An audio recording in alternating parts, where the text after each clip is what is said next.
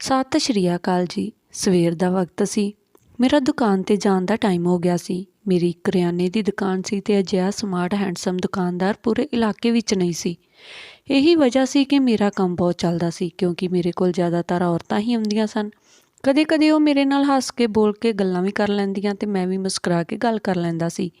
ਹੁਣ ਜ਼ਾਹਿਰ ਜਿਹੀ ਗੱਲ ਹੈ ਕਿ ਮੈਨੂੰ ਵੀ ਉਹਨਾਂ ਤੋਂ ਕੰਮ ਹੁੰਦਾ ਸੀ ਅਤੇ ਉਹ ਵੀ ਆਪਣੇ ਕੰਮ ਦੇ ਸਿਲਸਿਲੇ ਵਿੱਚ ਹੀ ਆਉਂਦੀਆਂ ਸਨ, ਤਾਂ ਮੈਂ ਉਹਨਾਂ ਨਾਲ ਝਗੜਾ ਤਾਂ ਨਹੀਂ ਕਰ ਸਕਦਾ ਸੀ। ਇਸ ਲਈ ਮੈਂ ਉਹਨਾਂ ਨਾਲ ਚੰਗੇ ਤਰੀਕੇ ਨਾਲ ਗੱਲ ਕਰ ਲੈਂਦਾ ਸੀ, ਪਰ ਫਿਰ ਵੀ ਪੂਰੇ ਮੁਹੱਲੇ ਵਿੱਚ ਬਦਨਾਮ ਸੀ ਕਿ ਮੈਂ ਬਹੁਤ ਹੀ ਆਸ਼ਿਕ ਮਿਜ਼ਾਜ ਹਾਂ, ਜਦ ਕਿ ਅਜਿਹੀ ਕੋਈ ਗੱਲ ਨਹੀਂ ਸੀ। ਮੇਰੀ ਪਤਨੀ ਬਹੁਤ ਹੀ ਖੂਬਸੂਰਤ ਸੀ ਅਤੇ ਸਾਡੀ ਲਵ ਮੈਰਿਜ ਹੋਈ ਸੀ।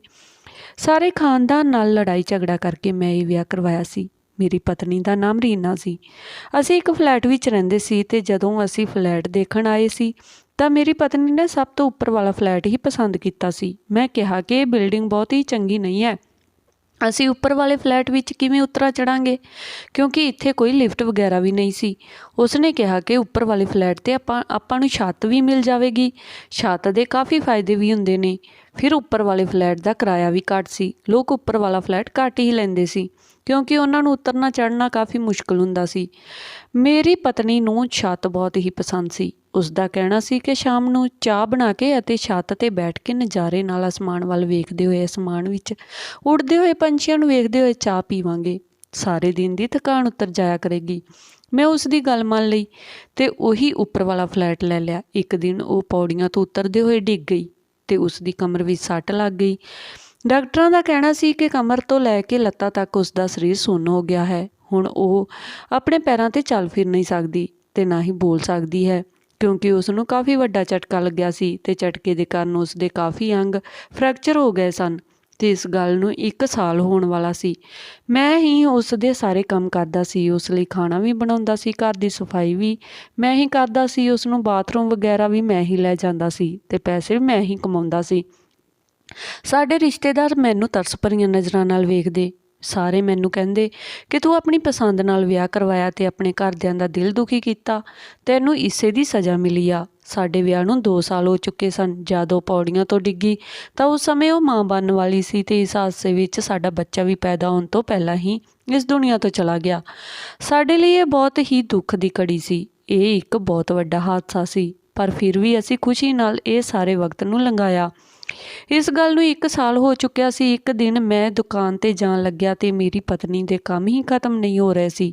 ਮੈਂ ਉਸ ਨੂੰ ਇੱਕ ਵਾਰ ਬਾਥਰੂਮ ਲੈ ਗਿਆ ਸੀ। ਉਸਨੇ ਕਿਹਾ ਕਿ ਉਸਨੇ ਫਿਰ ਜਾਣਾ ਹੈ ਅਤੇ ਉਸਨੇ ਮੂੰਹ ਹੱਥ ਚੰਗੀ ਤਰ੍ਹਾਂ ਧੋਣੇ ਨੇ। ਮੈਂ ਉਸ ਕੋਲ ਮੋਬਾਈਲ ਰੱਖ ਕੇ ਜਾਂਦਾ ਸੀ ਕਿ ਜੇ ਕੋਈ ਜ਼ਰੂਰਤ ਹੋਵੇ ਤਾਂ ਮੈਨੂੰ ਫੋਨ ਕਰ ਦੇਵੇ। ਮੈਂ ਉਸ ਦੇ ਕੋਲ ਆ ਜਾਇਆ ਕਰਾਂਗਾ। ਮੇਰੀ ਦੁਕਾਨ ਜ਼ਿਆਦਾ ਦੂਰ ਨਹੀਂ ਸੀ। ਮੈਂ ਦੁਪਹਿਰ ਦਾ ਖਾਣਾ ਵੀ ਉਸ ਦੇ ਕੋਲ ਹੀ ਰੱਖ ਕੇ ਜਾਂਦਾ ਸੀ ਤਾਂ ਕਿ ਉਸ ਨੂੰ ਚੁੱਕ ਕੇ ਖਾਣ ਵਿੱਚ ਆਸਾਨੀ ਹੋਵੇ। ਪਾਣੀ ਦਾ ਇੰਤਜ਼ਾਮ ਵੀ ਉਹਦੇ ਕੋਲ ਹੀ ਕਰਕੇ ਜਾਂਦਾ ਸੀ। ਮੈਂ ਦੁਪਹਿਰ ਨੂੰ 1 ਚੱਕਰ ਘਰ ਲਗਾ ਕੇ ਜਾਂਦਾ ਸੀ ਅਤੇ ਫਿਰ ਵਾਪਸ ਦੁਕਾਨ 'ਤੇ ਚਲ ਜਾਂਦਾ ਸੀ ਅਤੇ ਫਿਰ ਦੇਰ ਰਾਤ ਨੂੰ ਘਰ ਵਾਪਸ ਆਉਂਦਾ ਸੀ। ਉਸ ਵਿਚਾਰੀ ਦੀ ਇਸੇ ਰੂਟੀਨ ਨਾਲ ਜ਼ਿੰਦਗੀ ਚੱਲ ਰਹੀ ਸੀ। ਉਸ ਦਾ ਮੇਰੇ ਲਈ ਇੰਨਾ ਕਰਨਾ ਹੀ ਕਾਫੀ ਸੀ। ਫਿਰ ਮੈਂ ਉਸ ਨੂੰ ਦੁਬਾਰਾ ਬਾਥਰੂਮ ਲੈ ਗਿਆ। ਉਸ ਤੋਂ ਬਾਅਦ ਉਸ ਨੇ ਕੁਝ ਇਸ਼ਾਰਾ ਕੀਤਾ ਅਤੇ ਮੈਂ ਉਸ ਨੂੰ ਕਿਹਾ ਕਿ ਹੁਣ ਕੀ ਕਰਨਾ ਹੈ, ਹੁਣ ਕੀ ਚਾਹੀਦਾ ਹੈ ਤੈਨੂੰ। ਮੇਰਾ ਗੁੱਸਾ ਦੇਖ ਕੇ ਉਹ ਥੋੜ੍ਹਾ ਡਰ ਗਈ ਸੀ। ਉਸ ਦੇ ਇਸ਼ਾਰੇ ਦਾ ਮਤਲਬ ਸੀ ਕਿ ਉਹ ਲਿਪਸਟਿਕ ਲਗਾਉਣਾ ਚਾਹੁੰਦੀ ਸੀ। ਮੈਂ ਉਸ ਨੂੰ ਲਿਪਸਟਿਕ ਫੜਾ ਦਿੱਤੀ ਅਤੇ ਉਸ ਨੂੰ ਸੀਸਾ ਦਿਖਾਇਆ ਤਾਂ ਉਸਨੇ ਸ਼ੀਸ਼ੇ ਵਿੱਚ ਦੇਖਦੇ ਹੋਏ ਨੇ ਲਿਪਸਟਿਕ ਲਗਾਉਣੀ ਸ਼ੁਰੂ ਕਰ ਦਿੱਤੀ। ਮੈਂ ਉਸ ਨੂੰ ਕਿਹਾ ਕਿ ਬਹੁਤ ਖੂਬਸੂਰਤ ਲੱਗ ਰਹੀ ਹੈ ਮੇਰੀ ਪਿਆਰੀ ਪਤਨੀ। ਉਸਨੇ ਇਸ਼ਾਰੇ ਵਿੱਚ ਕਿਹਾ, ਤਾਂ ਹੀ ਤਾਂ ਤੁਹਾਡੀ ਪਤਨੀ ਨੂੰ ਨਜ਼ਰ ਲੱਗ ਗਈ ਆ। ਮੈਂ ਉਸ ਨੂੰ ਕਿਹਾ ਕਿ ਤੂੰ ਫਿਕਰ ਨਾ ਕਰ, ਸਭ ਠੀਕ ਹੋ ਜਾਵੇਗਾ। ਮੈਂ ਘਰ ਦੇ ਸਾਰੇ ਕੰਮ ਵੀ ਕਰਦਾ ਅਤੇ ਪੈਸੇ ਵੀ ਕਮਾਉਂਦਾ ਸੀ, ਪਰ ਫਿਰ ਵੀ ਮੈਨੂੰ ਰੱਬ ਨੇ ਇੰਨੀ ਹਿੰਮਤ ਦਿੱਤੀ ਸੀ ਕਿ ਮੈਂ ਕਦੇ ਆਪਣੀ ਪਤਨੀ ਨੂੰ ਤਾਨਾ ਨਹੀਂ ਮਾਰਿਆ ਸੀ। ਇਸ 1 ਸਾਲ ਵਿੱਚ ਮੈਂ ਕਦੀ ਵੀ ਉਸ ਨਾਲ ਕੋਈ ਲੜਾਈ ਝਗੜਾ ਨਹੀਂ ਕੀਤਾ ਸੀ। ਮੈਂ ਉਸ ਦਾ ਇਲਾਜ ਵੀ ਕਰਵਾ ਰਿਹਾ ਸੀ। ਸਭ ਕੁਝ ਠੀਕ ਚੱਲ ਰਿਹਾ ਸੀ। ਫਿਰ ਮੈਂ ਆਪਣੀ ਦੁਕਾਨ 'ਤੇ ਚਲਾ ਗਿਆ। ਮੈਂ ਇੱਕ ਲੜਕੀ ਨੂੰ ਦੇਖਿਆ ਜੋ ਮੇਰੀ ਦੁਕਾਨ 'ਤੇ ਆਈ। ਉਸ ਨੂੰ ਪਹਿਲਾਂ ਕਦੇ ਨਹੀਂ ਵੇਖਿਆ ਸੀ। ਸ਼ਾਇਦ ਉਹ ਇਸ ਮੁਹੱਲੇ ਵਿੱਚ ਨਵੀਂ ਆਈ ਸੀ। ਉਹ ਬਹੁਤ ਹੀ ਖੂਬਸੂਰਤ, ਜਵਾਨ, ਦੁਬਲੀ ਪਤਲੀ ਸੀ। ਉਸ ਦਾ ਨਾਮ ਨੇਹਾ ਸੀ। ਉਸਨੇ ਆਉਂਦੇ ਹੀ ਕਿਹਾ, ਮੇਰਾ ਨਾਮ ਨੇਹਾ ਹੈ, ਤੁਹਾਡਾ ਕੀ ਨਾਮ ਹੈ? ਮੈਂ ਕਿਹਾ, ਮੈਨੂੰ ਤਾਂ ਸਭ ਰਾਜੂ ਕਹਿੰਦੇ ਨੇ। ਉਹ ਕਹਿਣ ਲੱਗੀ, ਮੈਂ ਤੁਹਾਡਾ ਨਾਮ ਸੁਣ ਕੇ ਹੀ ਇੱਥੇ ਆਈ ਹਾਂ। ਮੈਂ ਸੁਣਿਆ ਹੈ ਕਿ ਤੁਸੀਂ ਬਹੁਤ ਹੀ ਚੰਗੇ ਦੁਕਾਨਦਾਰ ਹੋ। ਕੀ ਤੁਸੀਂ ਮੈਨੂੰ ਕੁਝ ਸਮਾਨ ਦੇਵੋਗੇ? ਮੈਂ ਕਿਹਾ ਕਿਉਂ ਨਹੀਂ। ਉਸਨੇ ਕਿਹਾ ਦਰਅਸਲ ਸਾਡੇ ਇੱਕ ਵਿਆਹ ਹੈ ਤੇ ਮੈਂ ਕੁਝ ਜ਼ਿਆਦਾ ਸਮਾਨ ਲੈ ਕੇ ਜਾਣਾ ਹੈ, ਉਹ ਵੀ ਹੁਣੇ ਹੀ। ਮੈਂ ਕਿਹਾ ਹਾਂ ਬਿਲਕੁਲ ਸਮਾਨ ਦੇਵਾਂਗਾ। ਉਸਨੇ ਕਿਹਾ ਕਿ ਪੈਸੇ ਦੀ ਕੋਈ ਪਰਵਾਹ ਨਹੀਂ, ਮੈਨੂੰ ਸਮਾਨ ਵਧੀਆ ਚਾਹੀਦਾ ਹੈ ਬਸ। ਮੈਂ ਖੁਸ਼ ਹੋ ਗਿਆ ਕਿ ਚਲੋ ਮੈਨੂੰ ਕੋਈ ਵੱਡਾ ਕੰਮ ਮਿਲ ਗਿਆ। ਵੈਸੇ ਵੀ ਕਾਫੀ ਸਮੇਂ ਤੋਂ ਮੈਨੂੰ ਵਿਆਹ ਦਾ ਆਰਡਰ ਨਹੀਂ ਮਿਲਿਆ ਸੀ, ਕਿਉਂਕਿ ਹੁਣ ਵਿਆਹਾਂ ਦਾ ਸੀਜ਼ਨ ਵੀ ਨਹੀਂ ਸੀ। ਪਰ ਕੁਝ ਲੋਕ ਬੇਮੌਸਮ ਵਿਆਹ ਦਾ ਪ੍ਰੋਗਰਾਮ ਰੱਖ ਲੈਂਦੇ ਹਨ। ਖੈਰ ਮੈਨੂੰ ਕੀ ਸੀ, ਮੈਂ ਉਸਦਾ ਆਰਡਰ ਲੈ ਲਿਆ। ਮੈਂ ਕਿਹਾ ਠੀਕ ਹੈ। ਮੈਂ ਉਸਦੇ ਨਾਮ ਤੋਂ ਆਰਡਰ ਲਿਖ ਲਿਆ। ਮੈਂ ਆਪਣੀ ਦੁਕਾਨ 'ਤੇ ਕੰਮ ਕਰ ਰਿਹਾ ਸੀ ਕਿ ਅਗਲੇ ਦਿਨ ਉਹ ਆ ਗਈ। ਉਸਨੇ ਕਿਹਾ ਸਮਾਨ ਜਲਦੀ ਪੈਕ ਕਰ ਦੇਵੋ। ਮੈਂ ਉਸਨੂੰ ਕਿਹਾ ਕਿ ਇਸ ਵਕਤ ਮੈਂ ਘਰ ਜਾਂਦਾ ਹਾਂ ਕਿਉਂਕਿ ਮੇਰੀ ਪਤਨੀ ਬਿਸਤਰੇ 'ਤੇ ਪਈ ਹੈ, ਉਸਨੂੰ ਵੇਖਣ ਲਈ ਜਾਣਾ ਪੈਂਦਾ ਹੈ। ਉਸਨੇ ਕਿਹਾ ਕਿ ਜੇ ਤੁਸੀਂ ਇਹ ਸਮਾਨ ਹੁਣੇ ਪੈਕ ਕਰ ਦੇਵੋਗੇ ਤਾਂ ਮੈਂ ਤੁਹਾਨੂੰ 500 ਰੁਪਏ ਐਕਸਟਰਾ ਦੇਵਾਂਗੀ। ਮੈਂ ਸੋਚਣ ਲੱਗਾ ਕਿ ਜੇ ਮੈਂ 1 ਘੰਟਾ ਲਗਾ ਵੀ ਦਿੰਦਾ ਹਾਂ ਤਾਂ ਕੀ ਹੋ ਜਾਵੇਗਾ। ਵੈਸੇ ਵੀ ਮੇਰੀ ਪਤਨੀ ਘਰ ਵਿੱਚ ਹੀ ਬੈਠੀ ਹੈ, ਕਿਤੇ ਸੜਕ 'ਤੇ ਤਾਂ ਨਹੀਂ ਬੈਠੀ। ਨਾਲੇ ਮੈਂ ਖਾਣਾ ਪਾਣੀ ਉਸਦੇ ਕੋਲ ਰੱਖ ਕੇ ਆਇਆ ਹਾਂ। 1 ਘੰਟੇ ਵਿੱਚ ਕੀ ਹੋ ਜਾਵੇਗਾ, 1 ਘੰਟਾ ਤਾਂ ਇਨਸਾਨ ਲੇਟ ਹੋ ਹੀ ਜਾਂਦਾ ਹੈ। ਪਰ ਜਿਸ ਦਿਨ ਤੋਂ ਮੇਰੀ ਪਤਨੀ ਦੀ ਇਹ ਹਾਲਤ ਹੋਈ ਸੀ ਉਸ ਦਿਨ ਤੋਂ ਮੈਂ ਕਦੇ ਵੀ ਘਰ ਲੇਟ ਨਹੀਂ ਗਿਆ ਸੀ, ਹਮੇਸ਼ਾ ਟਾਈਮ 'ਤੇ ਹੀ ਘਰ ਜਾਂਦਾ ਸੀ। ਮੈਂ ਉਸਦਾ ਸਮਾਨ ਪੈਕ ਕਰਨ ਲਈ ਤਿਆਰ ਹੋ ਗਿਆ ਤੇ ਉਸਦਾ ਸਮਾਨ ਪੈਕ ਕਰਦੇ ਮੈਨੂੰ 1 ਘੰਟੇ ਤੋਂ ਵੀ ਜ਼ਿਆਦਾ ਟਾਈਮ ਲੱਗ ਗਿਆ। ਜਦ ਰਾਤ ਨੂੰ ਘਰ ਵਾਪਸ ਗਿਆ ਤਾਂ ਸਾਹਮਣੇ ਦਾ ਦ੍ਰਿਸ਼ ਵੇਖ ਕੇ ਮੈਂ ਹੈਰਾਨ ਰਹਿ ਗਿਆ। ਮੇਰੀ ਪਤਨੀ ਜ਼ਮੀਨ 'ਤੇ ਡਿੱਗੀ ਹੋਈ ਸੀ ਤੇ ਪਾਣੀ ਦਾ ਗਲਾਸ ਡਿੱਗਾ ਹੋਇਆ ਸੀ। ਸ਼ਾਇਦ ਉਹ ਪਾਣੀ ਪੀਣ ਦੇ ਲਈ ਉੱਠਣ ਦੀ ਕੋਸ਼ਿਸ਼ ਕਰ ਰਹੀ ਸੀ, ਕਿਉਂਕਿ ਜਿਹੜਾ ਪਾਣੀ ਮੈਂ ਰੱਖਿਆ ਸੀ ਉਹ ਘੱਟ ਸੀ। ਮੈਂ ਉਸ ਨੂੰ ਚੁੱਕਿਆ ਤੇ ਉਸਦਾ ਮੂੰਹ ਸਾਫ਼ ਕੀਤਾ। ਉਸ ਨੂੰ ਥੋੜ੍ਹੀ ਜਿਹੀ ਸੱਟ ਵੀ ਲੱਗ ਗਈ ਸੀ। ਮੈਂ ਉਸ ਨੂੰ ਤਰਸ ਭਰੀਆਂ ਨਜ਼ਰਾਂ ਨਾਲ ਵੇਖਿਆ। ਮੈਂ ਉਸਦੇ ਕੋਲ ਫ਼ੋਨ ਵੀ ਰੱਖਿਆ ਸੀ, ਸ਼ਾਇਦ ਉਸਦੀ ਬੈਟਰੀ ਖਤਮ ਹੋ ਗਈ ਸੀ, ਇਸ ਲਈ ਉਹ ਮੈਨੂੰ ਫ਼ੋਨ ਵੀ ਨਹੀਂ ਕਰ ਸਕੀ। ਮੈਂ ਉਸ ਨੂੰ ਕਿਹਾ ਕਿ ਮੈਨੂੰ ਮਾफ़ ਕਰ ਦੇ, ਮੈਨੂੰ ਕੰਮ ਸੀ, ਇੱਕ ਬਹੁਤ ਜ਼ਰੂਰੀ ਕੰਮ ਸੀ। ਉਹ ਪੁੱਛਣ ਲੱਗੀ ਕਿ ਕੀ ਕੰਮ ਸੀ। ਮੈਂ ਕਿਹਾ ਦੁਕਾਨਦਾਰ ਕੰਮ ਨਹੀਂ ਸੀ, ਇੱਕ ਰਿਸ਼ਤੇਦਾਰ ਦੀ ਮੌਤ ਹੋ ਗਈ ਸੀ। ਮੈਂ ਉਸ ਨੂੰ ਝੂਠ ਬੋਲ ਦਿੱਤਾ। ਜੇ ਮੈਂ ਉਸ ਨੂੰ ਕਹਿੰਦਾ ਕਿ ਇੱਕ ਜਵਾਨ ਲੜਕੀ ਦਾ ਸਮਾਨ ਪੈਕ ਕਰਨ ਵਿੱਚ ਮੈਨੂੰ ਦੇਰੀ ਲੱਗੀ ਹੈ ਤਾਂ ਇਸ ਚੱਕਰ ਵਿੱਚ ਤੂੰ ਹੇਠਾਂ ਡਿੱਗ ਗਈ, ਤੇਰੇ ਨਾਲ ਇੰਨਾ ਬੁਰਾ ਹੋਇਆ ਤਾਂ ਉਹ ਮੇਰੇ ਨਾਲ ਤੋਂ ਗੁੱਸੇ ਹੋ ਜਾਂਦੀ, ਕਿਉਂਕਿ ਪਤਨੀ ਤਾਂ ਪਤਨੀ ਹੁੰਦੀ ਹੈ, ਭਾਵੇਂ ਬਿਸਤਰੇ 'ਤੇ ਪਈ ਹੈ। ਮੈਂ ਡਰ ਗਿਆ ਸੀ, ਇਸ ਲਈ ਮੈਂ ਝੂਠ ਬੋਲ ਦਿੱਤਾ। ਉਸਨੇ ਮੁਸਕਰਾ ਕੇ ਸਿਰ ਹਿਲਾ ਦਿੱਤਾ, ਜਿਸ ਦਾ ਮਤਲਬ ਸੀ ਕਿ ਕੋਈ ਗੱਲ ਨਹੀਂ।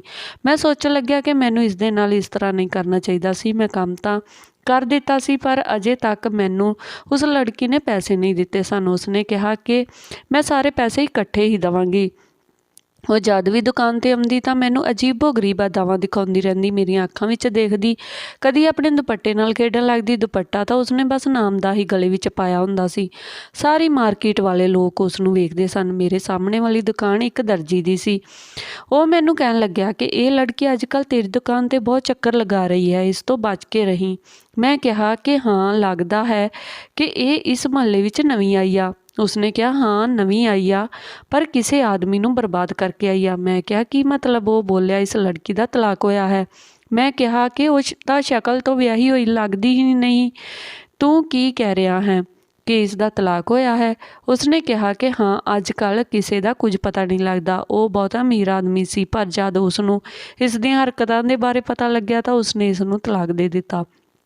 ਤੂੰ ਇੰਨਾ ਹੈਂਡਸਮ ਹੈ, ਤੇਰੇ ਪਿੱਛੇ ਤਾਂ ਕੋਈ ਵੀ ਔਰਤ ਹੱਥ ਧੋ ਕੇ ਪੈ ਜਾਵੇਗੀ। ਮੈਂ ਕਿਹਾ ਕਿ ਹੁਣ ਮੈਂ ਕਿੱਥੇ ਹੈਂਡਸਮ ਰਹਿ ਗਿਆ, ਬਸ ਘਰ ਦੇ ਕੰਮਾਂ ਵਿੱਚ ਉਲਝ ਗਿਆ ਹਾਂ। ਫਿਰ ਮੇਰੇ ਦੋਸਤ ਨੇ ਪੁੱਛਿਆ ਕਿ ਭਾਬੀ ਦੀ ਕੀ ਹਾਲਤ ਹੈ, ਹੁਣ ਵੀ ਉਹੋ ਜਿਹੀ ਹੈ? ਮੈਂ ਕਿਹਾ ਕਿ ਹਾਂ। ਉਸਨੇ ਕਿਹਾ ਕਿ ਤੂੰ ਬੜਾ ਚੰਗਾ ਕੰਮ ਕਰ ਰਿਹਾ ਹੈ ਤੇ ਆਪਣੀ ਪਤਨੀ ਦੀ ਸਾਂਭ ਸੰਭਾਲ ਕਰ ਰਿਹਾ ਹੈ। ਪਰਮਾਤਮਾ ਤੈਨੂੰ ਇਸ ਦਾ ਫਲ ਜ਼ਰੂਰ ਦੇਵੇਗਾ ਤੇ ਸਭ ਕੁਝ ਠੀਕ ਹੋ ਜਾਵੇਗਾ। ਤੂੰ ਪਰੇਸ਼ਾਨ ਨਾ ਹੋਇਆ ਕਰ। ਪਰ ਅਸਲ ਵਿੱਚ ਮੈਂ ਹੁਣ ਪਰੇਸ਼ਾਨ ਹੋਣ ਲੱਗਾ ਸੀ। ਮੈਂ ਇਕੱਠੇ ਸਾਰੇ ਕੰਮ ਕਰਕੇ ਥੱਕ ਚੁੱਕਿਆ ਸੀ। ਜਦ ਮੇਰੀ ਪਤਨੀ ਠੀਕ ਸੀ ਤਾਂ ਉਹ ਘਰ ਦੇ ਸਾਰੇ ਕੰਮ ਸੰਭਾਲਦੀ ਸੀ ਤੇ ਨੌਕਰੀ ਵੀ ਕਰਦੀ ਸੀ, ਪੈਸੇ ਵੀ ਕਮਾਉਂਦੀ ਸੀ, ਪਰ ਉਹ ਕਦੇ ਥੱਕਦੀ ਨਹੀਂ ਸੀ। ਪਰ ਇਹ ਗੱਲ ਵੀ ਆਪਣੀ ਜਗ੍ਹਾ ਹੈ ਕਿ ਔਰਤਾਂ ਨੂੰ ਪਰਮਾਤਮਾ ਨੇ ਮਰਦਾਂ ਨਾਲੋਂ ਜ਼ਿਆਦਾ ਸਹਿਣ ਸ਼ਕਤੀ ਦਿੱਤੀ ਹੁੰਦੀ ਹੈ। ਮਰਦਾਂ ਵਿੱਚ ਇੰਨੀ ਸਹਿਣ ਸ਼ਕਤੀ ਨਹੀਂ ਅਤੇ ਬਰਦਾਸ਼ਤ ਸ਼ਕਤੀ ਨਹੀਂ ਹੁੰਦੀ। ਤੇ ਮੈਂ ਹੁਣ ਇਸ ਗੱਲ ਨੂੰ ਮੰਨ ਗਿਆ ਸੀ ਤੇ ਮੈਂ ਬਹੁਤ ਥੱਕ ਗਿਆ ਸੀ। ਇੱਕ ਦਿਨ ਮੈਂ ਆਪਣੀ ਪਤਨੀ ਨੂੰ ਵੇਖ ਰਿਹਾ ਸੀ ਤੇ ਸੋਚ ਰਿਹਾ ਸੀ ਕਿ ਮੈਂ ਉਸ ਦੇ ਲਈ ਕਿੰਨਾ ਕੁਝ ਕਰ ਰਿਹਾ ਹਾਂ। ਉਹ ਮਜਬੂਰ ਹੈ, ਬਿਮਾਰ ਹੈ, ਫਿਰ ਵੀ ਮੈਂ ਉਸ ਦਾ ਖਿਆਲ ਰੱਖ ਰਿਹਾ ਹਾਂ। ਉਸ ਨੂੰ ਆਪਣੀ ਜ਼ਿੰਦਗੀ ਤੋਂ ਨਹੀਂ ਕੱਢਿਆ ਕਿ ਇਹ ਸੱਚਮੁੱਚ ਹੀ ਇਸ ਦੇ ਕਾਬਿਲ ਜੇਕਰ ਮੈਂ ਇਸ ਦੀ ਜਗ੍ਹਾ ਹੁੰਦਾ ਤਾਂ ਇਹ ਮੈਨੂੰ ਜ਼ਰੂਰ ਹੀ ਛੱਡ ਕੇ ਚਲੀ ਜਾਂਦੀ, ਕਿਉਂਕਿ ਉਹ ਬਹੁਤ ਹੀ ਖੂਬਸੂਰਤ ਸੀ। ਜਦ ਸਾਡਾ ਲਵ ਚੱਲਦਾ ਰਿਹਾ ਸੀ ਤਾਂ ਇਸ ਦੀ ਕਿਸੇ ਨਾਲ ਮੰਗਣੀ ਹੋ ਚੁੱਕੀ ਸੀ, ਪਰ ਮੇਰੇ ਲਈ ਇਸ ਨੇ ਉਸ ਨੂੰ ਛੱਡ ਦਿੱਤਾ ਸੀ, ਤਾਂ ਫਿਰ ਇਹ ਕਿਸੇ ਹੋਰ ਦੇ ਲਈ ਮੈਨੂੰ ਕਿਉਂ ਨਹੀਂ ਛੱਡ ਸਕਦੀ। ਮੇਰੇ ਦਿਲ ਵਿੱਚ ਅਜੀਬੋ-ਗਰੀਬ ਖਿਆਲ ਆਉਣ ਲੱਗੇ। ਅੱਜ ਕੱਲ੍ਹ ਮੈਂ ਉਸ ਲੜਕੀ ਦੇ ਬਾਰੇ ਹੀ ਸੋਚਦਾ ਰਹਿੰਦਾ ਸੀ। ਉਹ ਰੋਜ਼ ਮੇਰੇ ਤੋਂ ਕੋਈ ਨਾ ਕੋਈ ਸਮਾਨ ਲੈਣ ਆ ਜਾਂਦੀ, ਪਰ ਉਸਨੇ ਅਜੇ ਤੱਕ ਮੈਨੂੰ ਕੋਈ ਪੈਸਾ ਨਹੀਂ ਦਿੱਤਾ ਸੀ। ਮੈਨੂੰ ਪੈਸੇ ਦੀ ਜ਼ਰੂਰਤ ਨਹੀਂ ਸੀ, ਕਿਉਂਕਿ ਮੈਨੂੰ ਉਹ ਚੰਗੀ ਲੱਗਣ ਲੱਗੀ ਸੀ। ਮੈਨੂੰ ਉਸ ਨਾਲ ਗੱਲਾਂ ਕਰਨੀਆਂ ਤੇ ਉਸ ਦੀਆਂ ਗੱਲਾਂ ਸੁਣਨੀਆਂ ਚੰਗਾ ਲੱਗਣ ਲੱਗ ਪਿਆ ਸੀ। ਉਹ ਮੇਰੀ ਦੁਕਾਨ ਵਿੱਚ ਆਉਂਦੀ ਸੀ। ਮੈਂ ਉਸਨੂੰ ਪੁੱਛਿਆ ਕਿ ਤੇਰੇ ਬਾਰੇ ਅਫਵਾਹਾਂ ਉੱਡੀਆਂ ਹਨ ਕਿ ਤੇਰਾ ਤਲਾਕ ਹੋਇਆ ਹੈ। ਉਸਨੇ ਕਿਹਾ ਕਿ ਮੇਰਾ ਵਿਆਹ ਕਿਸੇ ਬੁੱਢੇ ਨਾਲ ਕਰਵਾ ਦਿੱਤਾ ਜਾਵੇਗਾ ਤਾਂ ਤਲਾਕ ਹੀ ਹੋਵੇਗਾ, ਹੋਰ ਕੀ ਹੋਵੇਗਾ। ਮੇਰੀ ਉਮਰ ਦੇਖ, ਮੇਰੀ ਸ਼ਕਲ ਵੇਖ, ਕੀ ਮੈਂ ਇਸ ਕਾਬਲ ਸੀ ਕਿ ਮੇਰਾ ਵਿਆਹ ਕਿਸੇ ਬੁੱਢੇ ਨਾਲ ਕਰਵਾ ਦਿੱਤਾ ਜਾਵੇ। ਮੈਂ ਕਿਹਾ ਇਹ ਤਾਂ ਤੇਰੇ ਨਾਲ ਬਹੁਤ ਹੀ ਬੁਰਾ ਹੋਇਆ। ਉਸਨੇ ਕਿਹਾ ਕਿ ਮੈਂ ਕਿਸਮਤ ਵਾਲੀ ਸੀ ਕਿ ਮੇਰਾ ਤਲਾਕ ਹੋ ਗਿਆ। ਜੇ ਮੇਰਾ ਤਲਾਕ ਨਾ ਹੁੰਦਾ ਤਾਂ ਮੈਂ ਬਹੁਤ ਬਦਕਿਸਮਤ ਹੁੰਦੀ। ਮੈਂ ਕਿਹਾ ਕਿ ਹੁਣ ਅੱਗੇ ਕੀ ਇਰਾਦਾ ਹੈ, ਕੀ ਤੂੰ ਸਾਰੀ ਜ਼ਿੰਦਗੀ ਇਕੱਲਿਆਂ ਹੀ ਗੁਜ਼ਾਰੇਂਗੀ। ਉਸਨੇ ਕਿਹਾ ਕਿ ਨਹੀਂ, ਕਿਸੇ ਨਾ ਕਿਸੇ ਨੂੰ ਤਾਂ ਆਪਣਾ ਹਮਸਫ਼ਰ ਬਣਾਉਣਾ ਹੀ ਹੈ, ਪਰ ਜਿਸ ਤਰ੍ਹਾਂ ਦਾ ਹਮਸਫ਼ਰ ਮੈਂ ਚਾਹੁੰਦੀ ਹਾਂ ਉਸ ਤਰ੍ਹਾਂ ਦਾ ਹਜੇ ਮੈਨੂੰ ਮਿਲਿਆ ਨਹੀਂ। ਮੈਂ ਪੁੱਛਿਆ ਕਿ ਕਿਹੋ ਜਿਹਾ ਹਮਸਫ਼ਰ ਤੈਨੂੰ ਚਾਹੀਦਾ ਹੈ, ਤਾਂ ਉਹ ਕਹਿਣ ਲੱਗੀ ਕਿ ਸ਼ਕਲ ਸੂਰਤ ਦਾ ਸੋਹਣਾ, ਖੂਬਸੂਰਤ ਹੋਵੇ, ਕੱਦ ਕਾਠੀ ਵੀ ਚੰਗੀ। ਮੈਨੂੰ ਅਜਿਹਾ ਕਿਉਂ ਲੱਗ ਰਿਹਾ ਸੀ ਕਿ ਜਿਵੇਂ ਉਹ ਮੇਰੀ ਹੀ ਗੱਲ ਕਰ ਰਹੀ ਹੋਵੇ। ਮਤਲਬ ਜਿਸ ਤਰ੍ਹਾਂ ਦੇ ਹਮਸਫ਼ਰ ਦੀ ਉਸ ਨੂੰ ਤਲਾਸ਼ ਸੀ, ਮੈਂ ਬਿਲਕੁਲ ਉਹੋ ਜਿਹਾ ਹੀ ਸੀ। ਉਸਨੇ ਮੈਨੂੰ ਆਪਣੇ ਪਿਆਰ ਵਿੱਚ ਫਸਾਉਣਾ ਸ਼ੁਰੂ ਕਰ ਦਿੱਤਾ ਤੇ ਮੈਂ ਹੌਲੀ-ਹੌਲੀ ਉਸਦੇ ਪਿਆਰ ਵਿੱਚ ਫਸਦਾ ਗਿਆ। ਮੈਂ ਇਹ ਭੁੱਲ ਗਿਆ ਸੀ ਕਿ ਮੈਂ ਪਹਿਲਾਂ ਵੀ ਕੱਚੇ ਧਾਗਿਆਂ ਨਾਲ ਬੰਨਿਆ ਹੋਇਆ ਹਾਂ। ਉਹ ਕੱਚੇ ਧਾਗੇ ਮੇਰੇ ਪਿਆਰ ਦੇ ਸੀ, ਉਹ ਪਿਆਰ ਜਿਹੜਾ ਮੈਂ ਆਪਣੀ ਪਤਨੀ ਨੂੰ ਕਰਦਾ ਸੀ। ਕਹਿੰਦੇ ਹਨ ਕਿ ਪਿਆਰ ਦਾ ਕੱਚਾ ਧਾਗਾ ਇੱਕ ਹੀ ਵਕਤ ਵਿੱਚ ਬੜਾ ਕਮਜ਼ੋਰ ਜਾਂ ਮਜ਼ਬੂਤ ਹੋ ਜਾਂਦਾ ਹੈ। ਮਜ਼ਬੂਤ ਇੰਨਾ ਹੁੰਦਾ ਹੈ ਕਿ ਜੇ ਸਾਰੇ ਜ਼ਮਾਨੇ ਵਾਲੇ ਮਿਲ ਕੇ ਤੋੜਨ ਦੀ ਕੋਸ਼ਿਸ਼ ਕਰਨ ਤਾਂ ਉਹ ਟੁੱਟਦਾ ਨਹੀਂ, ਤੇ ਕਮਜ਼ੋਰ ਇੰਨਾ ਹੁੰਦਾ ਹੈ ਕਿ ਇੱਕ ਛੋਟੀ ਜਿਹੀ ਗਲਤਫਹਿਮੀ ਨਾਲ ਵੀ ਟੁੱਟ ਜਾਂਦਾ ਹੈ। ਹੁਣ ਜਦ ਮੈਂ ਘਰ ਆਉਂਦਾ ਤਾਂ ਮੈਨੂੰ ਮੇਰੀ ਪਤਨੀ ਬੁਰੀ ਲੱਗਣ ਲੱਗੀ। ਮੈਂ ਉਸ ਤੋਂ ਤੰਗ ਆ ਗਿਆ ਸੀ, ਉਸ ਦੀਆਂ ਫਰਮਾਇਸ਼ਾਂ ਤੋਂ ਤੰਗ ਆ ਗਿਆ ਸੀ। ਮੈਨੂੰ ਉਸ 'ਤੇ ਗੁੱਸਾ ਆਉਂਦਾ ਸੀ। ਇੱਕ ਦਿਨ ਸਾਡੇ ਗੁਆਂਢ ਵਾਲੀ ਔਰਤ ਆਈ। ਉਹ ਕੁਝ ਖਾਣ ਪੀਣ ਦੀਆਂ ਚੀਜ਼ਾਂ ਲੈ ਕੇ ਆਈ ਸੀ। ਮੈਂ ਉਸ ਨੂੰ ਕਿਹਾ ਕਿ ਤੂੰ ਸਾਡੇ ਘਰ ਕਿਉਂ ਨਹੀਂ ਆਉਂਦੀ। ਉਹ ਕਹਿਣ ਲੱਗੀ ਕਿ ਇੰਨੀ ਉੱਚੀ ਮੰਜ਼ਿਲ 'ਤੇ ਹੁਣ ਕੌਣ ਚੜ੍ਹੇ, ਤੇਰੀ ਪਤਨੀ ਦਾ ਵੀ ਤਾਂ ਪੌੜੀਆਂ ਤੋਂ ਡਿੱਗ ਕੇ ਹੀ ਇਹ ਹਾਲ ਹੋਇਆ ਹੈ। ਮੈਂ ਕਿਹਾ ਕਿ ਤੁਸੀਂ ਉਸ ਲਈ ਪ੍ਰਾਰਥਨਾ ਕਰੋ ਕਿ ਉਹ ਠੀਕ ਹੋ ਜਾਵੇ, ਤਾਂ ਉਹ ਕਹਿਣ ਲੱਗੀ ਕਿ ਅਜਿਹੇ ਲੋਕ ਠੀਕ ਨਹੀਂ ਹੁੰਦੇ। ਮੇਰੀ ਇੱਕ ਭੈਣ ਸੀ, ਉਸ ਦੇ ਨਾਲ ਵੀ ਅਜਿਹਾ ਹੀ ਹੋਇਆ ਸੀ। ਉਹ 20 ਸਾਲ ਮੰਜੇ 'ਤੇ ਪਈ ਰਹੀ ਤੇ ਉਸ ਤੋਂ ਬਾਅਦ ਮੈਂ ਕਿਹਾ ਕਿ ਉਹ ਉਸ ਤੋਂ ਬਾਅਦ ਠੀਕ ਹੋ ਗਈ। ਉਹ ਕਹਿਣ ਲੱਗੀ ਨਹੀਂ, ਉਹ ਉਸ ਤੋਂ ਬਾਅਦ ਦੁਨੀਆ ਤੋਂ ਚਲੀ ਗਈ। ਮੈਂ ਇਹ ਸੁਣ ਕੇ ਹੋਰ ਜ਼ਿਆਦਾ ਪਰੇਸ਼ਾਨ ਹੋ ਗਿਆ, ਉਦਾਸ ਵੀ ਹੋ ਗਿਆ ਕਿ ਮੈਂ ਸਾਰੀ ਜ਼ਿੰਦਗੀ ਆਪਣੀ ਬਿਮਾਰ ਔਰਤ ਦੀ ਸੇਵਾ ਵਿੱਚ ਹੀ ਗੁਜ਼ਾਰ ਦੇਵਾਂਗਾ। ਉਸ ਨੂੰ ਮੰਜੇ 'ਤੇ ਪਈ ਨੂੰ ਵੀ ਦੂਜਾ ਸਾਲ ਸ਼ੁਰੂ ਹੋ ਗਿਆ ਸੀ, ਪਰ ਹੁਣ ਤੱਕ ਉਸ ਦੀ ਸਿਹਤ ਵਿੱਚ ਕੋਈ ਸੁਧਾਰ ਨਹੀਂ ਆਇਆ ਸੀ। ਡਾਕਟਰਾਂ ਨੇ ਵੀ ਕੋਈ ਚੰਗੀ ਖਬਰ ਨਹੀਂ ਸੁਣਾਈ ਸੀ। ਇੱਕ ਦਿਨ ਮੈਨੂੰ ਉਸ ਕੁੜੀ ਨੇ ਆਪਣੇ ਦਿਲ ਦੀ ਗੱਲ ਕਹਿ ਦਿੱਤੀ। ਉਸਨੇ ਕਿਹਾ ਕਿ ਮੈਂ ਤੈਨੂੰ ਪਸੰਦ ਕਰਦੀ ਹਾਂ ਤੇ ਤੇਰੇ ਨਾਲ ਵਿਆਹ ਕਰਵਾਉਣਾ ਚਾਹੁੰਦੀ ਹਾਂ। ਮੈਂ ਉਸ ਨੂੰ ਕਿਹਾ, ਆਪਣੀ ਪਤਨੀ ਦੇ ਬਾਰੇ ਪਹਿਲਾਂ ਹੀ ਦੱਸ ਦਿੱਤਾ ਸੀ। ਮੈਂ ਉਸ ਨੂੰ ਆਪਣੀ ਪਤਨੀ ਦੀ ਤਸਵੀਰ ਦਿਖਾਈ ਤਾਂ ਉਸਨੇ ਕਿਹਾ ਕਿ ਉਹ ਬਹੁਤ ਹੀ ਖੂਬਸੂਰਤ ਹੈ, ਪਰ ਇਹ ਸਭ ਕਰਨ ਦੀ ਤੇਰੀ ਨਾ ਤਾਂ ਉਮਰ ਹੈ ਨਾ ਹੀ ਸ਼ਕਲ। ਕੀ ਤੂੰ ਸਾਰੀ ਉਮਰ ਆਪਣੀ ਪਤਨੀ ਦੀ ਸੇਵਾ ਹੀ ਕਰਦਾ ਰਹੇਂਗਾ, ਉਸ ਦੀ ਗੰਦਗੀ ਹੀ ਸਾਫ਼ ਕਰਦਾ ਰਹੇਂਗਾ। ਤੁਸੀਂ ਮੇਰੇ ਨਾਲ ਚੱਲੋ, ਆਪਾਂ ਭੱਜ ਕੇ ਵਿਆਹ ਕਰਵਾ ਲੈਂਦੇ ਹਾਂ। ਮੈਂ ਆਪਣੇ ਨਾਲ ਇੰਨਾ ਪੈਸਾ ਲੈ ਕੇ ਆਵਾਂਗੀ ਕਿ ਆਪਾਂ ਨੂੰ ਕੋਈ ਵੀ ਸਮੱਸਿਆ ਨਹੀਂ ਹੋਵੇਗੀ।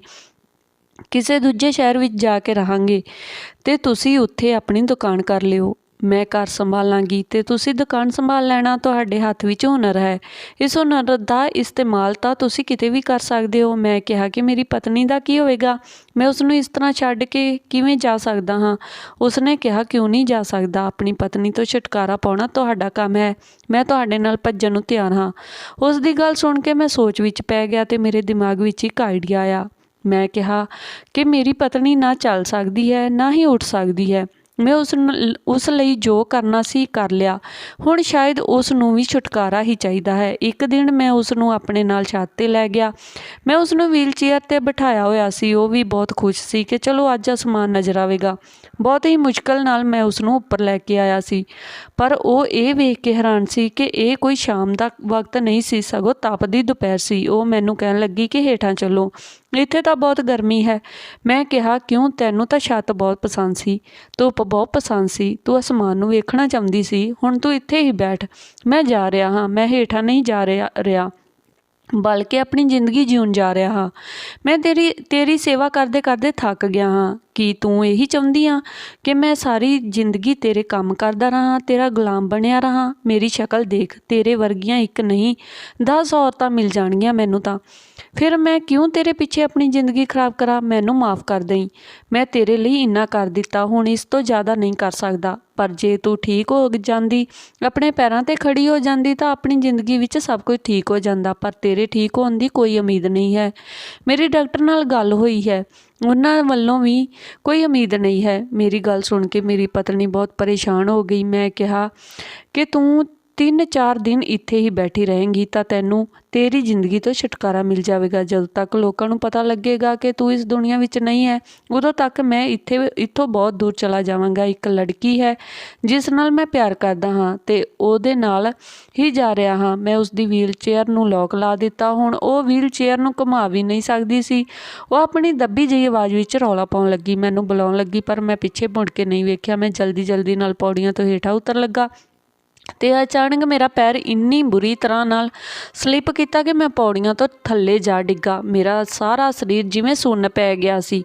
ਮੈਨੂੰ ਆਪਣੇ ਸਰੀਰ ਦਾ ਕੋਈ ਵੀ ਹਿੱਸਾ ਮਹਿਸੂਸ ਨਹੀਂ ਹੋ ਰਿਹਾ ਸੀ, ਸਿਰਫ ਇੱਕ ਹੱਥ ਮਹਿਸੂਸ ਹੋ ਰਿਹਾ ਸੀ। ਮੈਂ ਬਹੁਤ ਰੌਲਾ ਪਾਇਆ ਪਰ ਕਿਸੇ ਨੇ ਮੇਰੀ ਆਵਾਜ਼ ਨਹੀਂ ਸੁਣੀ। ਮੈਂ 5-6 ਘੰਟੇ ਉੱਥੇ ਹੀ ਪਿਆ ਰਿਹਾ।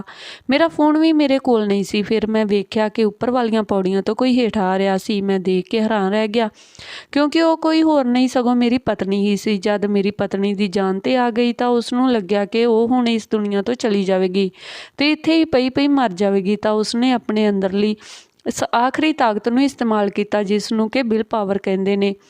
ਉਹ ਆਪਣੇ ਪੈਰਾਂ 'ਤੇ ਖੜੀ ਹੋ ਗਈ ਸੀ ਅਤੇ ਉਹ ਖੁਦ ਚੱਲ ਕੇ ਹੇਠਾਂ ਆ ਰਹੀ ਸੀ, ਲੜਖੜਾਉਂਦੇ ਕਦਮਾਂ ਦੇ ਨਾਲ ਆਪਣੀ ਜਾਨ ਬਚਾਉਣ ਦੇ ਲਈ। ਅਤੇ ਜਦ ਉਸਨੇ ਵੇਖਿਆ ਕਿ ਮੈਂ ਵੀ ਪੌੜੀਆਂ 'ਤੇ ਹੀ ਡਿੱਗਿਆ ਪਿਆ ਹਾਂ ਅਤੇ ਮੇਰੀ ਹਾਲਤ ਬਹੁਤ ਖ਼ਰਾਬ ਹੈ, ਤਾਂ ਉਹ ਜਲਦੀ ਨਾਲ ਮੇਰੇ ਵੱਲ ਆਈ ਅਤੇ ਮੈਨੂੰ ਚੁੱਕਣ ਦੀ ਕੋਸ਼ਿਸ਼ ਕਰਨ ਲੱਗੀ। ਉਸਨੂੰ ਪਤਾ ਲੱਗ ਗਿਆ ਕਿ ਮੇਰੇ ਨਾਲ ਕੀ ਹੋਇਆ ਹੈ, ਪਰ ਮੇਰੇ ਨਾਲ ਉਲਟਾ ਹੋ ਗਿਆ ਸੀ। ਜੋ ਮੈਂ ਉਸ ਨਾਲ ਕਰਨਾ ਚਾਹੁੰਦਾ ਸੀ ਉਹ ਮੇਰੇ ਨਾਲ ਹੋ ਗਿਆ ਸੀ। ਉਹ ਮੈਨੂੰ ਸ਼ਿਕਾਇਤ ਭਰੀਆਂ ਨਜ਼ਰਾਂ ਨਾਲ ਵੇਖਣ ਲੱਗ ਪਈ, ਜਿਵੇਂ ਉਹ ਮੈਨੂੰ ਕਦੀ ਵੀ ਮਾफ़ ਨਹੀਂ ਕਰੇਗੀ। ਉਹ ਮਾफ़ ਕਰਦੀ ਵੀ ਕਿਉਂ? ਮੈਂ ਉਸਦੀ ਜਾਨ ਲੈਣ ਵਾਲਾ ਸੀ। ਉਹ ਉੱਥੋਂ ਚਲੀ ਗਈ। ਮੈਂ ਉਸਨੂੰ ਬੁਲਾਉਂਦਾ ਰਿਹਾ ਕਿ ਮੇਰੀ ਮਦਦ ਕਰ, ਪਰ ਉਹ ਉੱਥੋਂ ਇੱਦਾਂ ਗਈ ਜਿੱਦਾਂ ਪਲਟ ਕੇ ਨਹੀਂ ਵੇਖੇਗੀ। ਥੋੜ੍ਹੀ ਦੇਰ ਬਾਅਦ ਐਂਬੂਲੈਂਸ ਵਾਲੇ ਆ ਗਏ। ਸ਼ਾਇਦ ਮੇਰੀ ਪਤਨੀ ਨੇ ਹੀ ਉਹਨਾਂ ਨੂੰ ਬੁਲਾਇਆ ਸੀ। ਉਹ ਮੇਰੇ ਵਰਗੀ ਬੇਰਹਿਮ ਨਹੀਂ ਸੀ। ਜੇ ਮੈਂ ਚਾਹੁੰਦੀ ਤਾਂ ਉਹ ਮੈਨੂੰ ਇੱਦਾਂ ਹੀ ਛੱਡ ਕੇ ਜਾ ਸਕਦੀ ਸੀ। ਫਿਰ ਐਂਬੂਲੈਂਸ ਵਾਲਿਆਂ ਨੇ ਮੈਨੂੰ ਹਸਪੀਟਲ ਪਹੁੰਚਾ ਦਿੱਤਾ। ਡਾਕਟਰ ਨੇ ਵੀ ਇਹੀ ਕਿਹਾ ਕਿ ਮੇਰਾ ਸਰੀਰ ਸੁੰਨ ਹੋ ਗਿਆ ਹੈ, ਨਾ ਹੁਣ ਮੈਂ ਚੱਲ ਫਿਰ ਸਕਦਾ ਹਾਂ ਅਤੇ ਨਾ ਹੀ ਕੋਈ ਕੰਮ ਕਰ ਸਕਦਾ ਹਾਂ।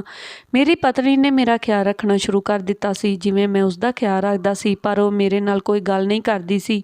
ਮੈਂ ਉਸ ਤੋਂ ਮਾफ़ੀ ਮੰਗਦਾ ਰਹਿੰਦਾ ਸੀ, ਪਰ ਉਹ ਬੋਲਦੀ ਨਹੀਂ ਸੀ। ਉਹ ਦਿਨ ਰਾਤ ਮੇਰਾ ਖਿਆਲ ਰੱਖਦੀ ਸੀ। ਉਹ ਫਿਰ ਤੋਂ ਨੌਕਰੀ ਕਰਨ ਲੱਗ ਪਈ। ਮੈਂ ਹੈਰਾਨ ਸੀ ਕਿ ਕਿਸ ਤਰ੍ਹਾਂ ਇੱਕ ਪਲ ਵਿੱਚ ਹੀ ਸਾਡੀ ਜ਼ਿੰਦਗੀ ਇੱਕ ਦੂਜੇ ਨਾਲ ਬਦਲ ਗਈ। ਮੈਂ ਆਪਣੀ ਪਿਆਰ ਕਰਨ ਵਾਲੀ ਪਤਨੀ ਨੂੰ ਖੋ ਦਿੱਤਾ ਸੀ। ਉਹ ਚੰਗੀ ਇਨਸਾਨ ਸੀ ਜਿਸ ਨੇ ਹੁਣ ਤੱਕ ਮੇਰਾ ਸਾਥ ਨਹੀਂ ਛੱਡਿਆ ਸੀ। ਮੈਂ ਬਸ ਦਿਨ ਰਾਤ ਉਸ ਤੋਂ ਮਾफ़ੀ ਮੰਗਦਾ ਰਹਿੰਦਾ, ਪਰ ਸ਼ਾਇਦ ਉਹ ਮੈਨੂੰ ਕਦੇ ਮਾफ़ ਨਹੀਂ ਕਰ ਸਕੇਗੀ, ਕਿਉਂਕਿ ਮੈਂ ਉਸ ਨਾਲ ਸਿਰਫ ਬੇਵਫਾਈ ਹੀ ਨਹੀਂ ਸਗੋਂ ਉਸਦੀ ਜਾਨ ਲੈਣ ਦੀ ਵੀ ਕੋਸ਼ਿਸ਼ ਕੀਤੀ ਸੀ। ਮੈਂ ਆਪਣੇ ਕੀਤੇ 'ਤੇ ਬਹੁਤ ਸ਼ਰਮਿੰਦਾ ਸੀ। ਸਾਨੂੰ ਕਦੇ ਵੀ ਕਿਸੇ ਵੀ ਹਾਲ ਵਿੱਚ ਆਪਣੇ ਹਮਸਫ਼ਰ ਦਾ ਸਾਥ ਨਹੀਂ ਛੱਡਣਾ ਚਾਹੀਦਾ, ਕਿਉਂਕਿ ਇੱਕ ਹਮਸਫ਼ਰ ਹੀ ਹਰ ਹਾਲ ਵਿੱਚ ਸਾਡੇ ਨਾਲ ਖੜ੍ਹਾ ਰਹਿੰਦਾ ਹੈ। ਧੰਨਵਾਦ ਜੀ। ਇਹ ਸੀ ਅੱਜ ਦੀ ਆਪਣੀ ਕਹਾਣੀ। ਜੇਕਰ ਕਹਾਣੀ ਵਧੀਆ ਲੱਗੀ ਹੋਵੇ ਤਾਂ ਲਾਈਕ, ਕਮੈਂਟ, ਸ਼ੇਅਰ ਜ਼ਰੂਰ ਕਰਨਾ ਅਤੇ ਚੈਨਲ ਨੂੰ ਸਬਸਕ੍ਰਾਈਬ ਜ਼ਰੂਰ ਕਰ ਦੇਣਾ ਜੀ।